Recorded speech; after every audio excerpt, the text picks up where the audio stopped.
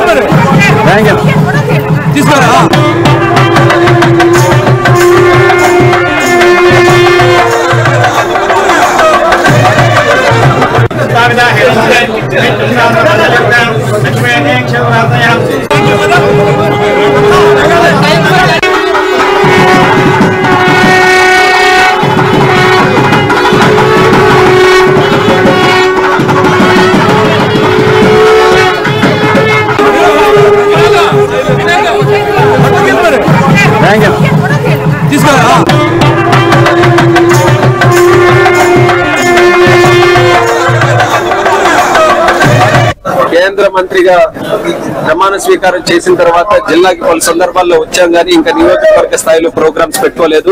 ఈ రోజు మొట్టమొదటిసారిగా ఇచ్చాపురం నియోజకవర్గం నుంచి ఒక పబ్లిక్ ప్రోగ్రామ్ తో స్టార్ట్ చేయాలని ఈ రోజు నియోజకవర్గంలో మున్సిపాలిటీలో రివ్యూ మీటింగ్ కూడా పెట్టుకోవడం జరుగుతుంది. ఇచ్చాపురం నియోజకవర్గం ఎప్పుడు కూడా తెలుగుదేశం పార్టీ కంచుకోటలాగా ఉన్నటువంటి నియోజకవర్గం. అదే స్థాయిలో ఈసారి కూడా ఎమ్మెల్యేగా మూడోసారి బెందాలం అశోక్ గారిని అలాగే ఎంపీగా నాకు మంచి మెజారిటీతో ఈ రోజు గెలిపించిన నియోజకవర్గం మా ఇచ్చాపురం నియోజకవర్గం. ఈ రాష్ట్రానికి ఆంధ్రప్రదేశ్ రాష్ట్రానికి ఈశాన్య ముఖద్వారంగా ఉన్నటువంటి నియోజకవర్గం. అటువంటి నియోజకవర్గంలో సుదీర్ఘంగా చాలా సమస్యలు ఉన్నాయి. మేము కూడా ప్రతిపక్షంలో గత 5 సంవత్సరాలు ఉన్నప్పుడు చాలా గ్రామాలు తిరగడం ప్రజల్ని కలవడం చేస్తే ఆ సమస్యలు పరిష్కరించాలనేటటువంటి ఆలోచనతో ఈ రోజు మమ్మల్ని గెలిపించారు.